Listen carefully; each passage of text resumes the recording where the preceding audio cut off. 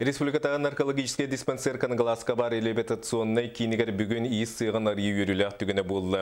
Біліңі тұрғынан манна арғыттан онна наркотиктан реабилитацияны республика улыстарытын отут кейі барасы жер.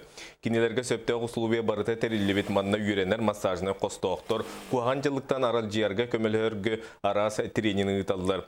Оттан маннық тигер масыналарынан толыр қачылығы тиістенер сыйық кейінге ан бастанарылығына. Бұл сыйық арылытын тұз күйін оғын уран туран туросы наркологический диспансер клавны быраға. Петр Тумусов сүрін соргунан сыйға солғы өктемет жону үленен общество тағары болар ден белетир.